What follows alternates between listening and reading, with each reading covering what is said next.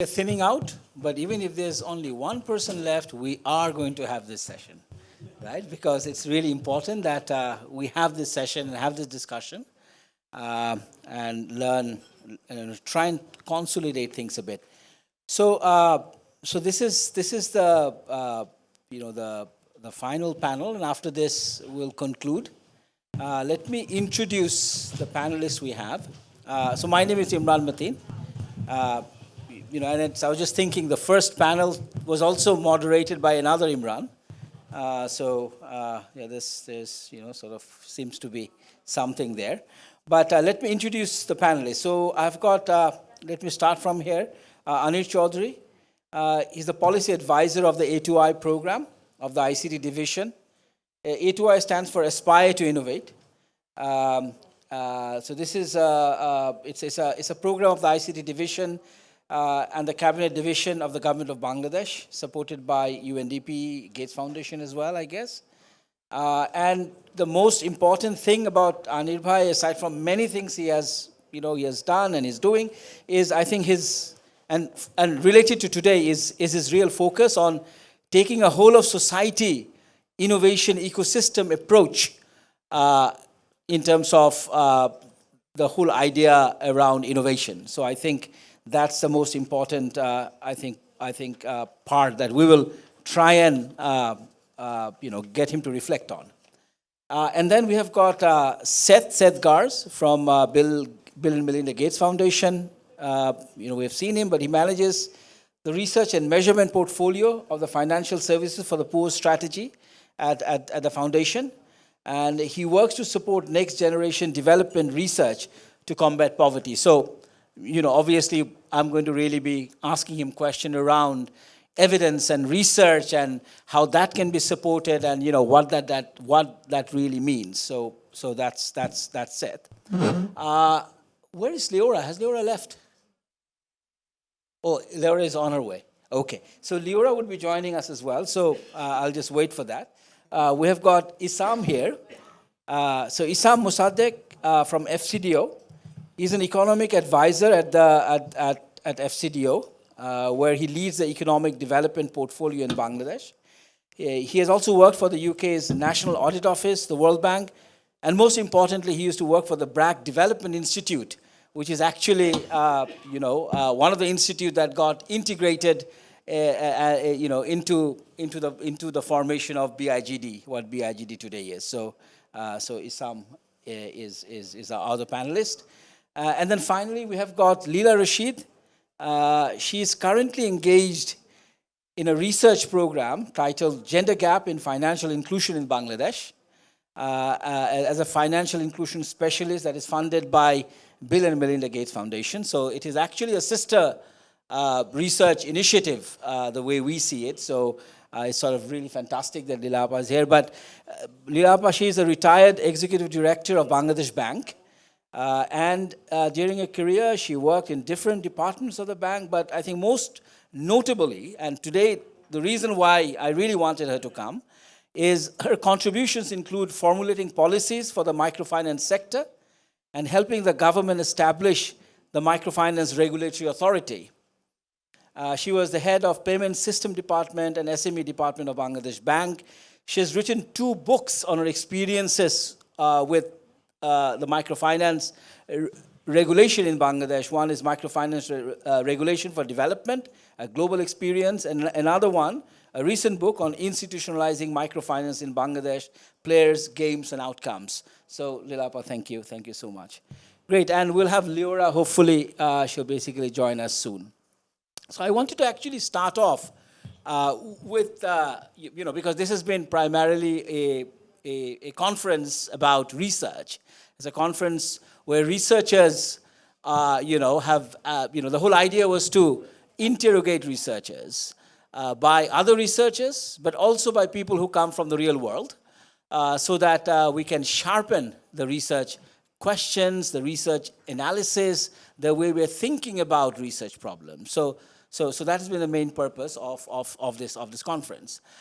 So I would like to start off with Seth, really, asking him, as someone who, who also comes from the world of research and trying to really get research and the world of practice interconnected and policy, what were your main takeaways? More importantly, where do you see the main gaps are in terms of evidence that is needed to really make this whole ambition of making DFS work for women real? So, Seth. So I'll start by, first of all, forgive me for speaking with a light tone, because I've been having such great conversations that I've lost my voice, which is actually a good sign. But no, I'll start by telling that I have a funny reputation at the foundation because I'm supposed to be the research guy, right? So often my colleagues will come to me and they'll say, "We have this idea, we want to collect these data. Why do we want to do research? Why don't we just go and do it? Why do we need to do research about this topic?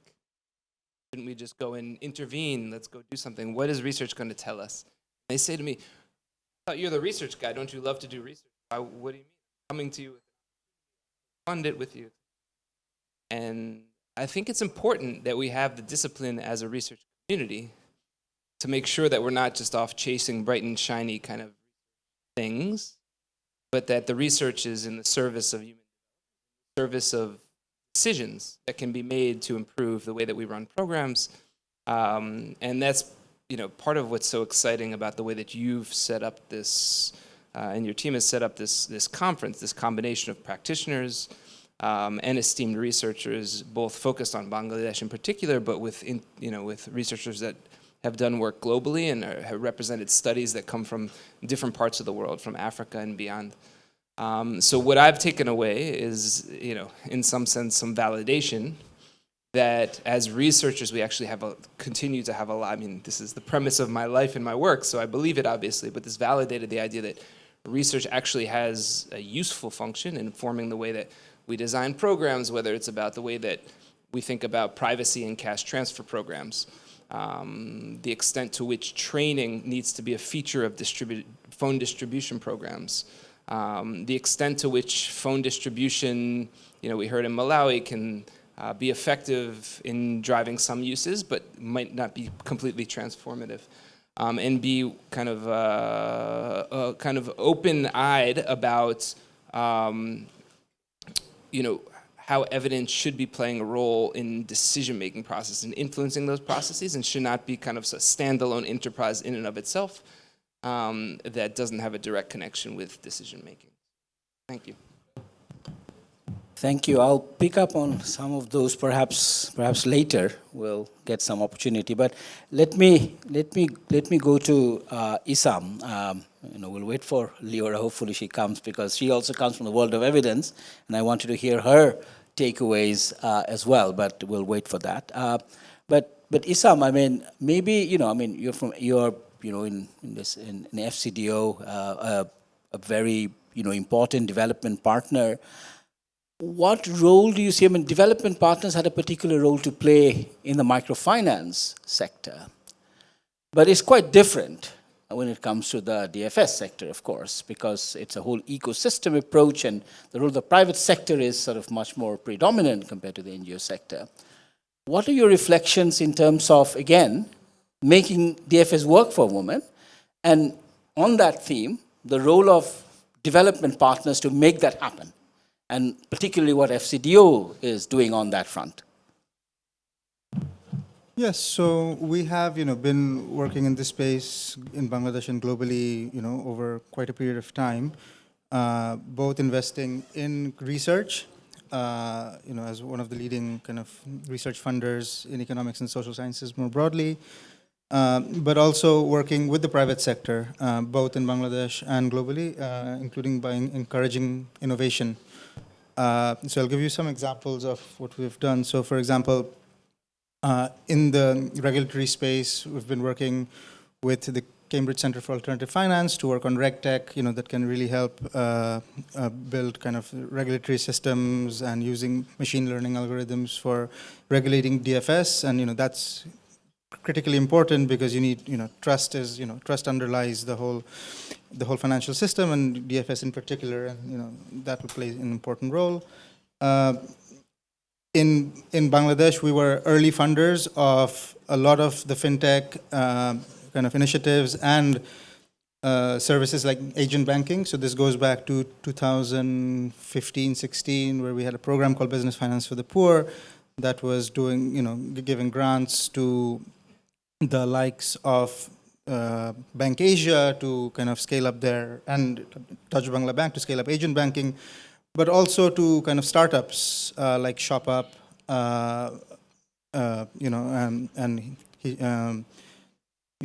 Hishab and others who are working kind of on digital credit and digital financial services. And, those were kind of small grants, but, really helped, I think, catalyze the market. So this role of a catalyst, I think, is particularly critical. I think the role now, and that was kind of early stages when there was very little to no venture capital in the space, and then the financial institutions and banks were very reluctant to kind of invest in financial services for the poor at the time because the profitability wasn't kind of there, or there wasn't a proven case for that. I think things have changed now, and now I think our role would be to kind of shape innovation, work with regulators to put the regulatory systems in place, put the financial architecture in place so that you have the rails, the underlying systems, you have the regulations, you have consumer protection laws, and that I think can help shape innovation, because left to its own devices, it's not certain that innovation will always be pro-poor, will be kind of designed in a way that is geared for women. But if we can use these regulatory systems and others to shape innovation, to kind of shape the market, I think that's the role that we can play, and we are hoping to play in kind of in the coming years. Thanks. Great. That I think quite neatly goes to Lila Appa. But maybe I'll go to Lila Appa and then come to Anir Bhai finally.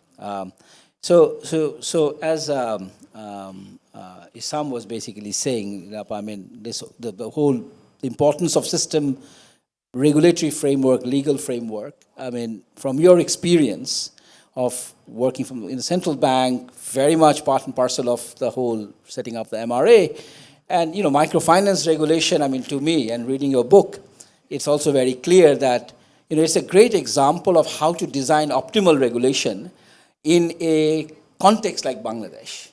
Microfinance started with self-regulation, and then gradually from there moved into kind of very optimal form of regulation, I think, generally, and it's very thoughtful regulation. On the whole, I wonder what's your take in terms of regulation on the DFS side, and what are some of the concerns that you may have, especially in terms of if you put a more of a pro-poor lens around regulatory objective, then what would be your reflections and your forward thinking around the DFS regulation? Thank you. So I think I can divide your question into parties, regulators' role, or regulators, how regulators can move forward with the whole thing. And second point is what issues we should address now. So I think I can divide it in that way. I know that yesterday and today you had a very interesting discussions on DFS and women economic empowerment from different perspectives. And from these, you actually heard about Bangladesh's journey towards sustainable financial inclusion through digitization and innovation. So now we are talking about how we can move forward. And you know that Bangladesh Bank is the most influential regulator in this sense, regulator or policymaker, whatever you say. And secondly, we can identify Microcredit Regulatory Authority, or MRA, is another important regulator from the perspective of financial inclusion. And we have ICT Ministry that is providing and that's actually providing policy support and promoting technology. So now, since DFS is combining this both technology and financial sector, so it actually needs attention from both sides, need attention and coordination from both sides. And I would say that technology is not new in the financial sector in that sense. Technology was always there. It might not be visible at the customer end, because we introduced credit card back in 1997 by a foreign bank, and that was not actually reachable by any ordinary customers. And over the years, there were many innovations and ideas came forward. We introduced ATMs and POS machines. Then in the later stage, we introduced mobile financial service, agent banking, and then mobile-based, app-based mobile banking, and again, internet banking. All these came with all these things. Now it is actually unthinkable for any institutions to think about a financial institutions without handshaking ICT. So any regulator or any service provider who is working in the financial market, for her or for his, it's must to know the fintech or financial technology. Without that, they cannot run it. Whether it's regulator or provider, doesn't matter. So I think within this scenario, I can identify 3 roles for a regulator or policymakers. Main 3 roles. First one is actually providing or ensuring enabling policy environment. So new entrants, new players can come in the market with innovative ideas. And you know that policymakers, what policymakers actually do? They actually define the rules of the game. They set the boundary where the actors of that market will play, and so that a healthy competition will be in the market, and then the ultimate customers will be benefited from that competition. And that is one important role of a regulator. But sometimes actually we regulator, we may not identify the market demands at the right time. For example, in case of MFS, while we introduced mobile financial service in 2010, we actually failed to identify or failed to recognize the market demands. Actually, private sector came to us for regulation, and I would say that some thoughtful policymakers were there who actually opened the market for them. So we could do with. So it's a kind of private and public partnership, but regulators also were very proactive, and private sector came with the new ideas. And second thing is, with the regulators should promote technology. It's not only promote, sometimes regulator may have to invest in technology, because when it demands huge investment for shaping or reshaping the market. For example, in 2010, Bangladesh Bank introduced or invested in building automated check clearing house and electronic fund transfer network. And secondly, in 2012, Bangladesh Bank established a national payment switch that is interoperable system for credit card. And in 2015, Bangladesh Bank introduced RTGS, that is instant payment system.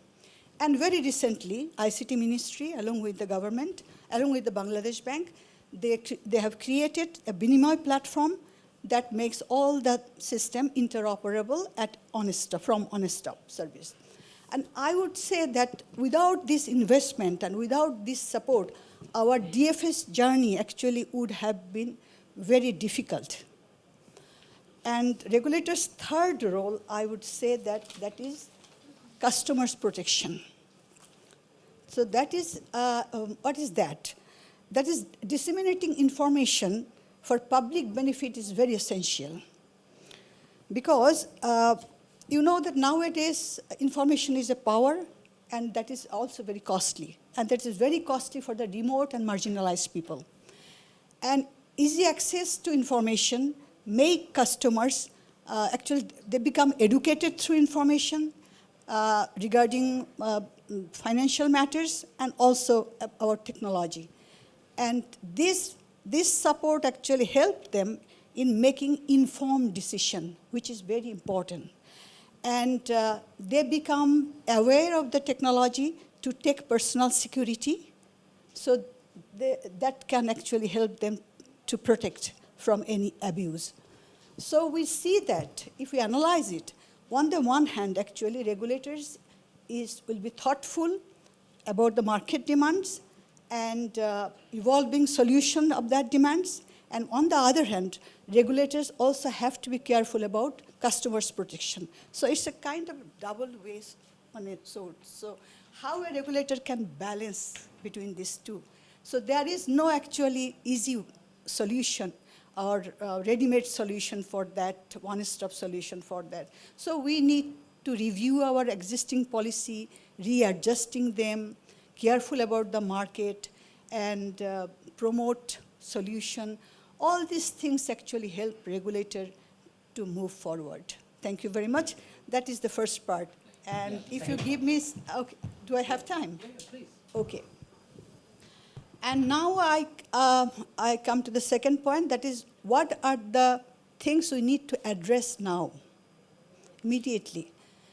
The first point, I would say that we immediately need a gender disaggregated data warehouse, which we are actually missing right now. We don't have it.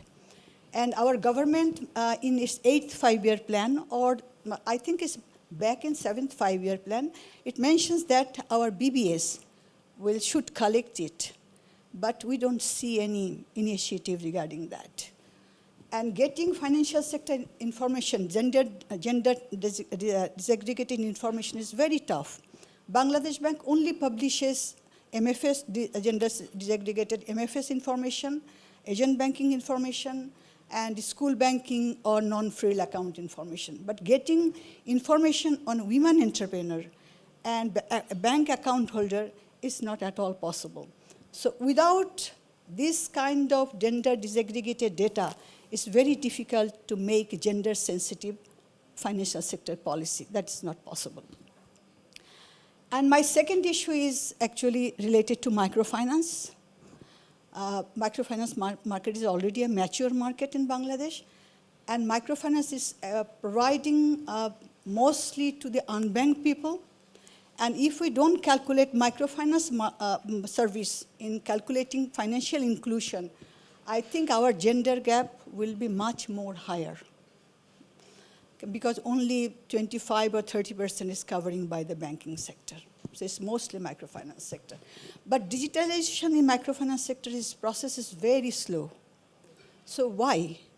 And I feel that when I talk to some of the organizations, I found that they have some kind of hesitation actually. They are feeling that if they go with digitization, they may be detached from their customers. They may lose their physical proximity, and which may actually ultimately affect their loan recovery rate, and that can go high. That happened in Kenya too. That is first concern. Their second concern is this can isolate client from their solidarity group or Shomiti. Because once you can remember this Shomiti or solidarity group was very much praised by many because it can organize women to raise their voice. And they also have transparency fear, and some small organizations have investment issues. So all these things, but nobody actually denies the benefit of digitization, the microfinance. So I think we need to understand, we need in-depth information about their difficulties and dilemma, and we need to provide that kind of support to them. And third issue is regarding having an account, whether having an account is enough for women empowerment or not. For example, actually CGAP identified a few years ago that poverty is the #1 cause behind not having an account, financial account. if someone is not in the labor force, or if she doesn't have any income, or if she doesn't have any control over any productive assets, what she will be doing with having an account? What's the purpose? There is no purpose. And getting just a small amount of G2P payment under social safety net or remittance from male members living abroad to her accounts, actually it is helping her to be connected with the financial market, but that is not the sufficient condition to make her to reach her economic empowerment. That is not. And we see that when women, they have their accounts, they actually very passive. They are the passive users of accounts. They are not at all active in the market. And they are very shy. And I should mention that in our society, women's mobility is very much restricted due to various social norms and values. So they are not actually active in the financial market. And financial market is also very much dominated by male and patriarchal values. So we should have to be concerned about it, and I don't know how we can address that issue, but it's a very big issue. And then I think in connection to this, I should mention that if we look back our women entrepreneur, we will see that actually they are in a very backward position if we compare them with their male counterpart. And most of them actually are working in the either involved in informal sector, informal retail business, a small business, or they are engaging themselves in the household business as unpaid labor, or both. And even if they have business, they don't have trade license. It's very common. They don't know how to prepare business document. They don't go to bank for bank loan. So they are actually, only option they have the microfinance. And they don't grow. Actually, they don't grow as we expected. So I think we need to bring them from that trap of low investment and low income and remain small and informal. We will have to do, we need intervention there. And just my last point is, I should mention that only MFS is not DFS. DFS is more. It's all banking, mobile internet banking, credit card, QR code, all these are DFS. So MFS is just on payment channel that is using for various purposes. And now many experiments are going on. So I think while we will be talking about DFS, we should look at it from the broader perspective, because having a mobile MFS account is just ensure your entry-level financial inclusion. If we want that women or anybody should get the benefit of full financial inclusion, we will have to link them with the broader financial market. So I think we need to think about it. Thank you very much. Thank you. Thank you so much. I think, you raised, a number of very critical issues, but I think, most importantly, never to lose sight of the fact that there is actually a real economy behind the digital innovations that we do, and unless we can do, really important work in terms of creating real economic opportunities also, we can't really do much only with the digital, financial services, or, this is an enabler. We often sometimes tend to forget. We think this is actually the driver. It's just an enabler. So I think that reminder is really, really important, and you raise a number of really, really important points. Now I'll come to Anir Bhai. So I think the main question I have for Anir Bhai is, do you think this whole DFS thing is a big hype? It's a very small but loaded question. No, I don't think it's a hype. The reason it's not a hype is that we're talking about it a lot. We're trying to design women-led, women-centered DFS, right? So interestingly, what Lila Appa just said, as a regulator or a former regulator, I think she actually brought out a lot of human elements of design. And that's exactly what I wanted to actually talk about. So when we say that we want to design products for women, what does that really mean?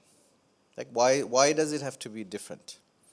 So going from the policy and the regulatory and the macro questions to the question of an individual woman, I think Lila Appa already talked about the restricted mobility of women in general. I remember in 2019, we were doing a workshop with Gates Foundation and with Better Than Cash Alliance and with BGMEA. The focus was to talk about the wage digitization of the garment workers, who are mostly women. And in the room we had, this was before COVID, so in the room we had November, just before COVID actually, November of 2019. In the room we had a number of garment workers, very vocal, very articulate, and some of them actually said that they don't have control of the device.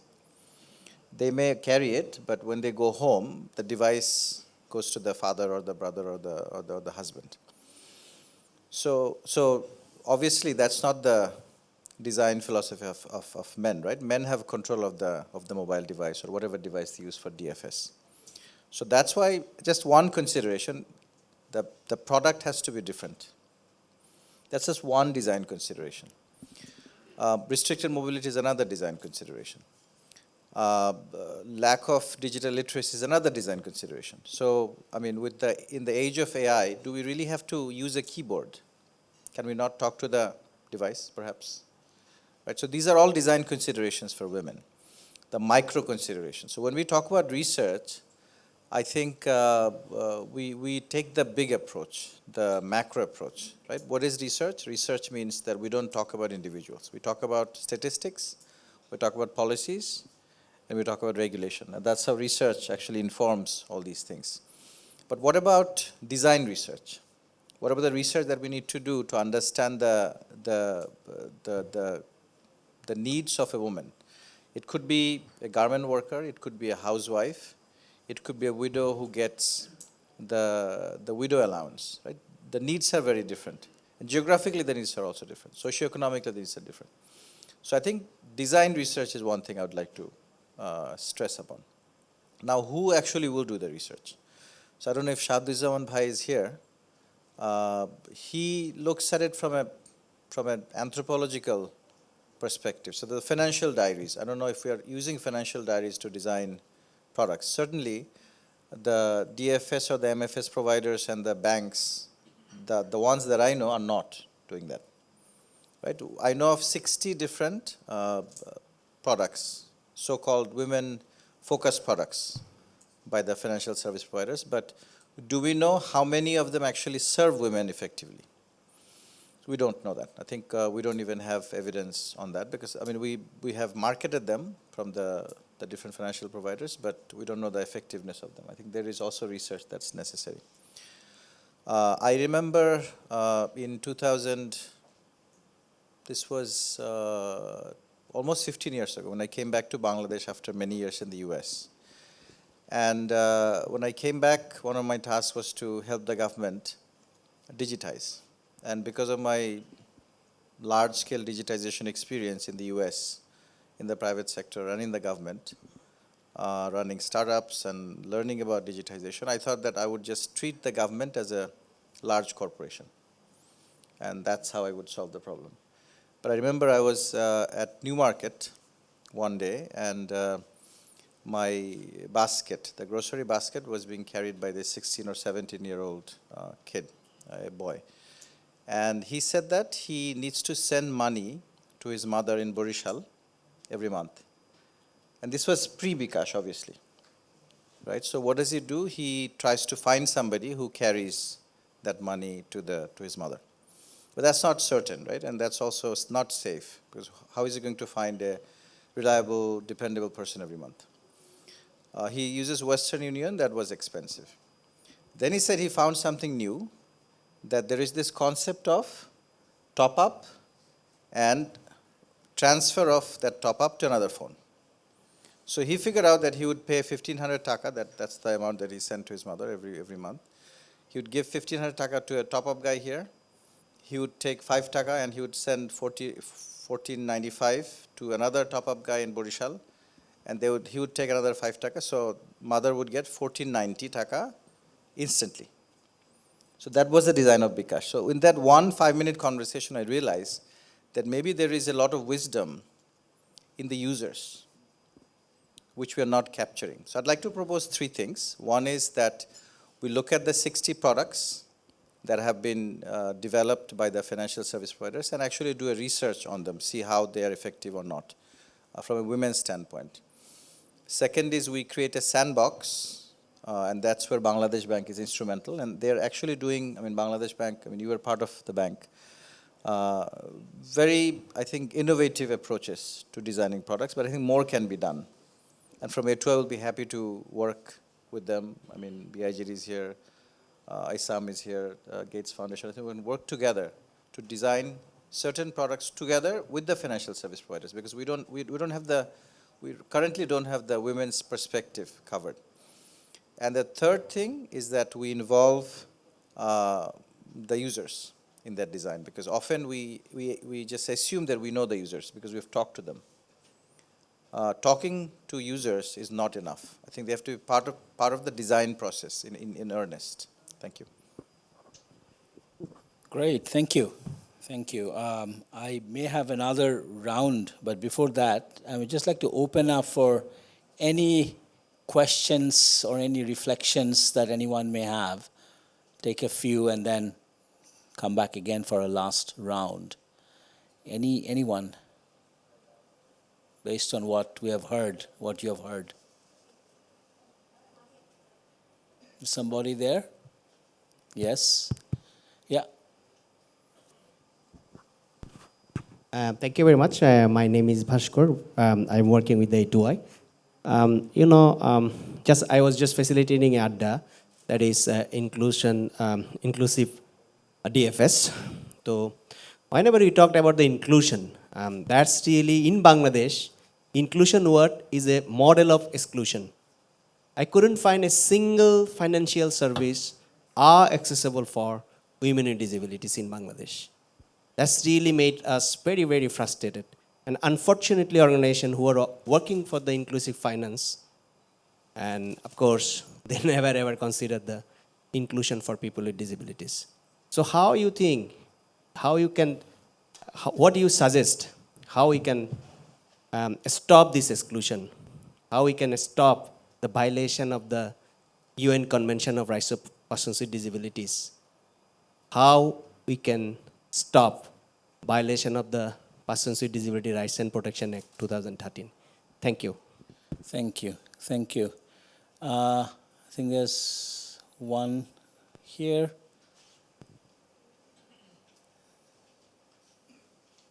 Yeah. Thank you very much. I'm motivated by the last speaker who is talking about involving the users, and that is one of the steps that people are taking up, doing co-creation and co-designing. But I just wonder, when you do co-creation and co-designing of programs using users, then you also need, I don't know, I need you to help me, because you need to move with them. So it means you'll be doing some implementation research and see what is working and what is not working, or where do you end? Thank you. Great question. The third. Hi, my question is for Lila and maybe Anir Bhai as well.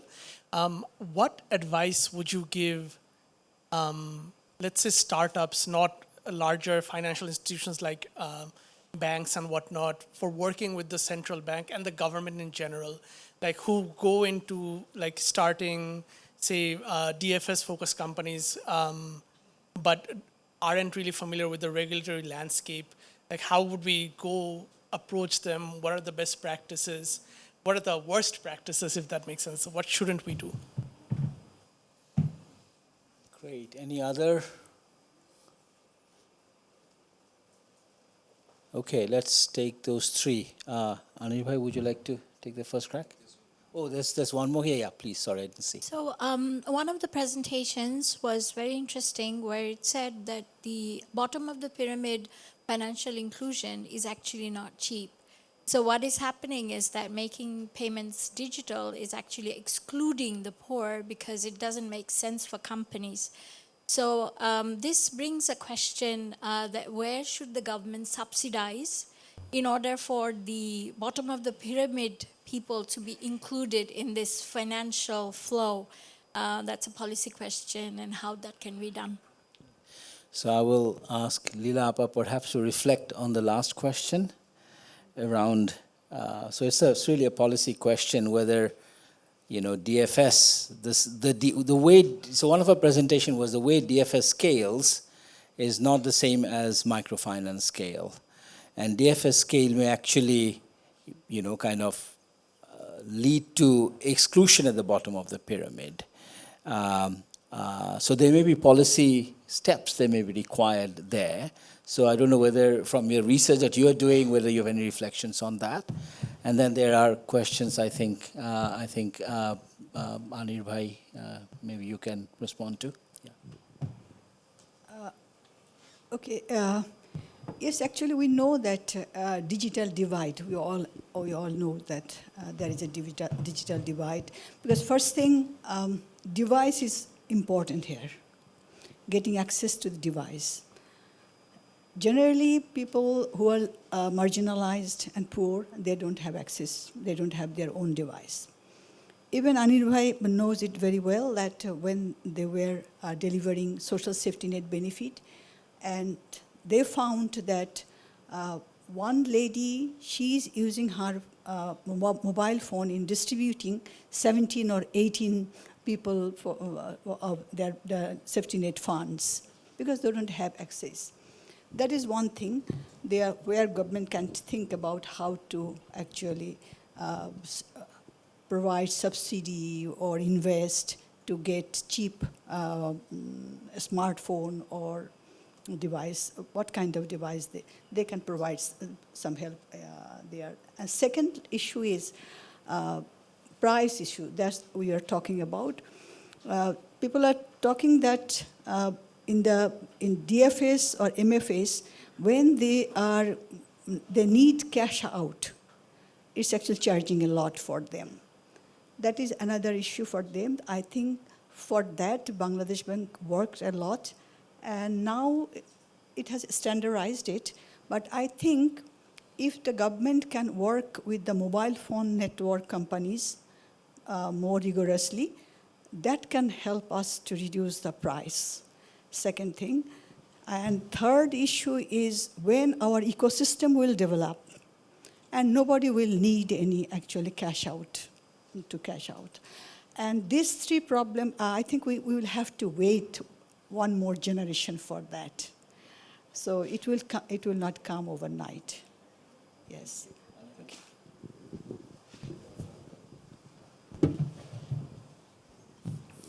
So the first question, how do you do implementation research? How do you actually do co-design? I think we have the expert in the room, Shadi Zaman bhai. I think I was just seeing him at the back. He disappeared again. No, he's there. So maybe he can tell us. Maybe within this round, maybe we can hear from him. I think it's an important aspect of how you design, because obviously all the designers are failing. So we need to understand how to do co-design from the perspective of a woman. But it's also not just a gender issue. We can't really project this in the macro. I think we have to understand the individual journey of a woman in different contexts. So Bhaskarda talked about a woman with disability. That's obviously not the same as the people in this room, except for Bhaskarda. He has a disability, and a lot of us may not have that. So I think we need to really understand the context of it to do co-design. The question of startups, what do we tell the startups? I think startups there are about 2,500 startups in the country. That's the number we hear. Most of them are looking at, the word or the clause that you used is best practice. So there is no best practice for a startup. The startup has to understand the very narrow perspective of a target customer. And there is no best practice to understand the very narrow perspective of our target customer. It's not a customer in Vietnam or in Indonesia, certainly not in the UK or US or Australia. So I think really understanding that, again, that's related to the first question. And the startups don't do that usually. They do web research, and then they jump and try to raise some funds, either from their own pocket or friends or family or the government or VCs now. So I think that part is missing. I'd just like to end with one important work that I think we're doing is something we call equality report, E-quality. It's a pun on the word equality. So idea is that if we design things right, that is the E-quality. If we design things right with the right quality, then we can actually establish equality in society using digitization. Otherwise, we'll actually widen the chasm. Otherwise, we'll actually widen the divide. To your point, Amartya Sen and Richard Hicks talked about something called the adverse digital incorporation. So a digital system or a digital approach or digitization in general, how it actually creates adverse impacts on marginalized population, already marginalized population, they become further marginalized. So there is actually a chapter, a section in the research that we're doing. It's several researchers involved. Chowdury Bhai, I have to really thank him, be grateful, because he brought in the human aspect, the anthropological aspect, the journey of a person. But also there is another very important section in the book, in the report, which looks at power asymmetry. Another professor in the UK, Dr. Mushtaq Khan. So he authored that. So trying to understand issues that have not been really addressed in the whole digitization discussion, which is often technology-led by the big techs, often policy-led by the big governments, and never human-led or human-centered, I think, or very little human-centered. Thank you. Great. Thank you. I think we are coming to an end, but I would like to ask a final question to each of the panelists, and this is sort of more in the context of knowledge organizations such as BIGD, who are based and rooted in the global South. So I think the question is, so we are really interested, and we believe that social science of digitalization is extremely important, and it does have an important role to play in terms of designing right and this whole equality agenda. But I would really like to hear from each of you in terms of whether you have any advice for how social science research organizations based in the global South, based in the South, how they could be more effective in making the whole equality agenda much more real, much more robust, much more meaningful. Any thoughts, any advice on that would be super helpful. So I'll start with maybe Seth, if you could first have that.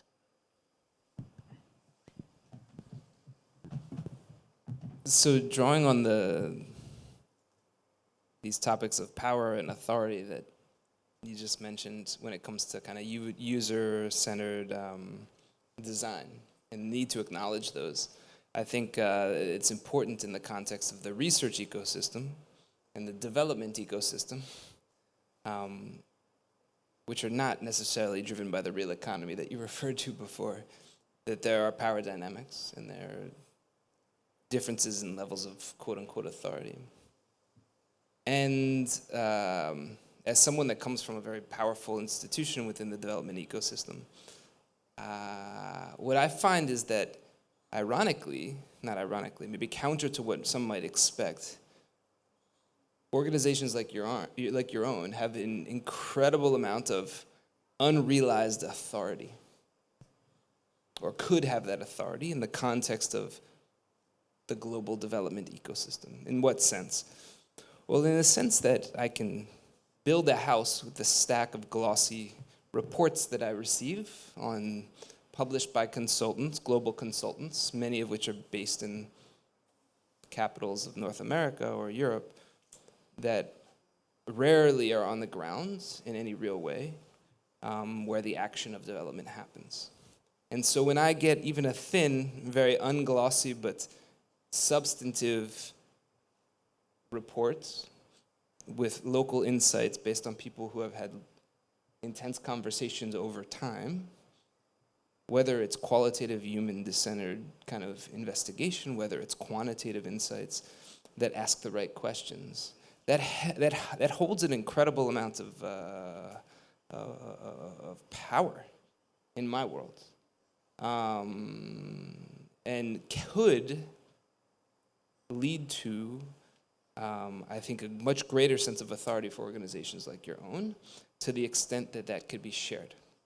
So the challenge that I kind of lay out to you is to take very seriously the process of sharing your insights. That it's not enough to get the insights right, which is certainly hard enough, but that you take seriously that challenge of disseminating, communicating, and acknowledging that, for better or for worse, different discourses, different languages, different vernaculars are necessary to effectively communicate to external organizations that aren't based here.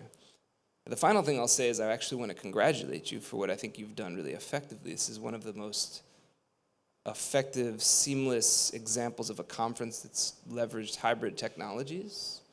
I think I've seen fewer technology challenges at this conference than I've seen at any conference I've ever been at, and this is me coming from a very technologically sophisticated organization. And so I think on the face of it, you all seem to take this challenge very seriously, and I think that really is a testament to the diversity of the staff that you've recruited, and to what I think implicitly, or because I know you personally, what I think you take very seriously, which is the charge not to just think of this as a local investigation into the future of Bangladesh, but as a model with lessons for the global development community more broadly. Thank you. Issam. So a few thoughts just from my experience of, kind of funding research in Bangladesh and kind of trying to get research to, or use research to influence policy. So I think one challenge that I, have faced is kind of aligning academic incentives of the kind of questions that academics are interested in answering versus kind of what policymakers need, and so on. And that's not always easy, right? Kind of academic incentives are aligned towards answering novel questions, kind of novel methodologies, finding small effect sizes, kind of, that's more important, which is very different from, what like a central bank or a company or, an NGO might need answered in a given day. So I think those incentives are kind of not very well aligned, and that's, I think, a problem. The other problem is the timelines, right? It's like someone, like an NGO or a company or a policymaker might need a question tomorrow, need an answer to a question tomorrow.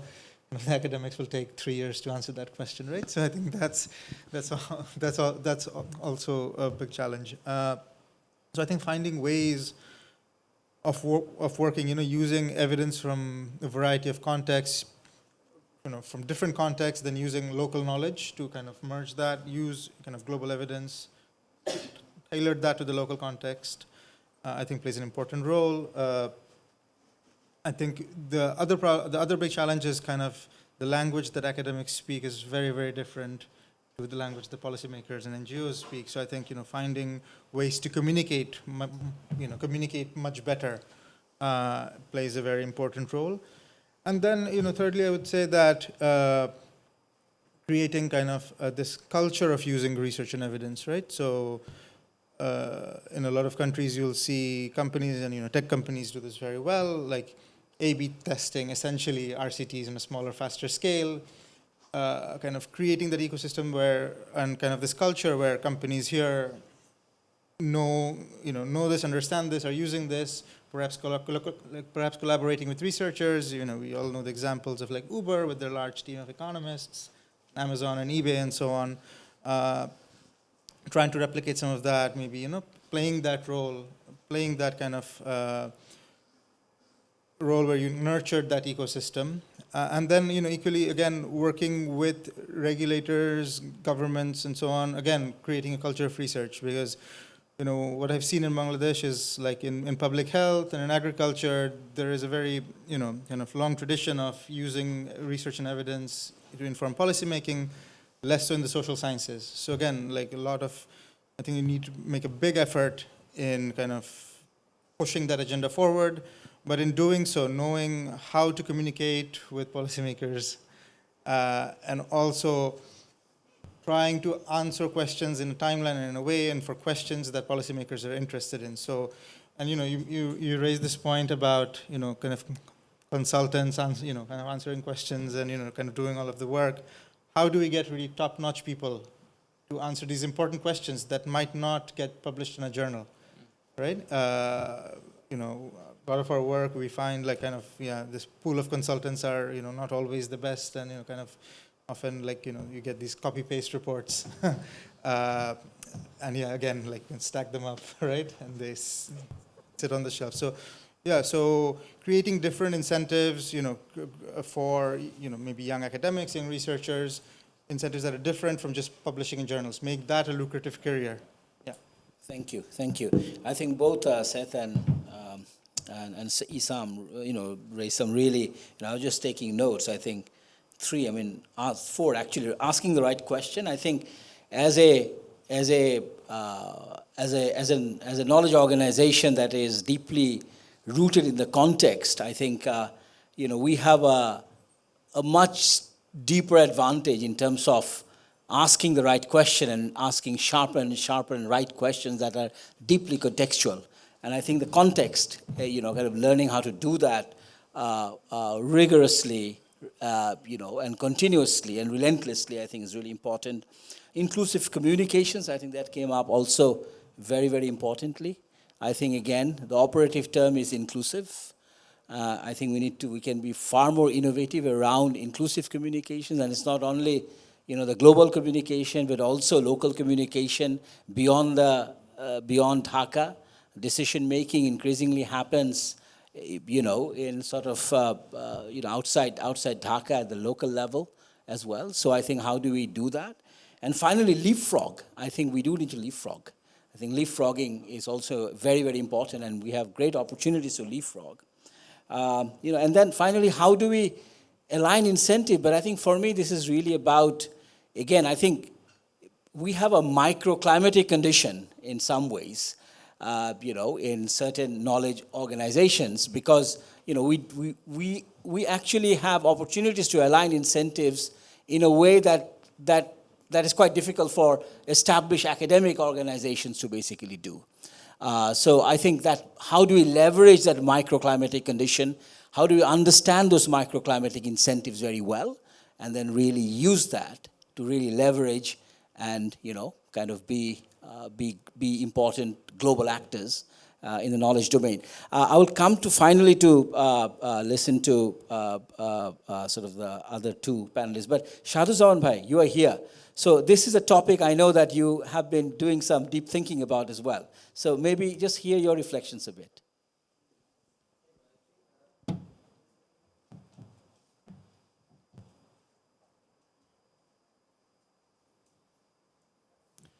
Yeah, thank you. I thought it's going to conclude now. But just quickly to say that, as Anir Bhai was saying, that I come from more from an anthropological, cultural point of view. And what I've been listening these 2 days, and of course, wonderful ideas. One particular idea struck me. Anir Bhai was talking about the design. What I felt that this whole technology, is designed to address an individual being. So it's more of an individual-oriented device. Whereas we function in a society which is more of a relational self. So there's a fundamental design problem here. We have been discussing about the whole sense of privacy. Yesterday I presented our finding, where one issue was like sharing PIN and things like that. And people were kind of questioning that this is not right. And so there were apprehensions. This morning also, I was curious to hear that similar thing happens in Uganda. Like husband, wife sharing their pins. So, but the target, the way we are intervening is that, for example, in a micro situation, couple situation, as if husband and wives are two rivals, and we are trying to ensure privacy of one. And so everything, and don't share anything to your husband, and this whole secrecy, privacy, the sense of privacy. So this sense of privacy comes from a certain understanding of privacy which has not been built based on the experience of Global South. So then we intervene in people's life, taking individual as the supreme authority. But the technology doesn't function. And we don't look for, I think it's also a technological challenge. How do we address a relational self? So the technology that we have doesn't address a relational self. It addresses to individual. And we are trying to make our society individual as the supreme authority. So why don't we sort of think for devices? And it's a big technological challenge as well as conceptual challenge. So that is something I was thinking, and probably Anir Bhai was, he was saying that I think we need to know more about the granular aspect of our cultural context. And I'm happy to sort of keep this discussion on. Thank you. Thank you so much, Shahjahan Bhai. It will lead to a lot more conversations. But let's hear maybe any final thoughts from you, Lila, and then I'll come to Anir Bhai and then conclude. In connection to Shahjahan Bhai, I can experience one of my share. I can share one of my experience. That is, last week we had the presentation. Someone was doing an experiment, and research work on Howard people. And in case of Howard, we know that these people are actually separated from the mainland for 6 months. And so their livelihood is totally different. Totally different. They're dependent on the rice for the 6 months and on fish for the 6 months. So if we don't understand their livelihood structure, or what he had mentioned, that if we don't understand whether husband and wife, they're rival, that question came into in case of microfinance too. Because wife is taking loan and husband, male members, they are using it. They're a family, it's a family business, whether it's right or wrong. So I think we will have to think it from our perspective, our social perspective. And the second thing, I can share my experience while I took charge of payment system department. How actually, what he mentioned, that when technology people talk and what we regulator understand and how academic works. And when I first took the charge, I couldn't understand everything what they were talking about. It was just they were talking in Hebrew language, and I just came from another world. So first thing, immediately before preparing the MFS regulation, they were talking about cash in, cash out, P2P, G2P, all these things, and I was just lost. Then I called my colleagues. Do you understand it? What do you mean? So many of them said, no, we are not very clear. What is that? Do you have your own MFS account? No, we don't have. So then I just requested Bikash and Rocket to come to our office and requested them to please open, everyone will have to open their account. And we will just exchange. And before just circulating this regulation, we'll have to understand what we are talking about. So, and every day, at least 4 or 5 new ideas came to us, and we have to hear it, we have to make comments. You know that ICT is such a thing, you cannot see it, you cannot touch it, you will have to understand it. So, what we can do? So, and our young people, they are coming with new ideas, and they're saying that, okay, I need a license for e-wallet, I need a license for DFS, and how much we can handle. So it was a really big challenge for regulators.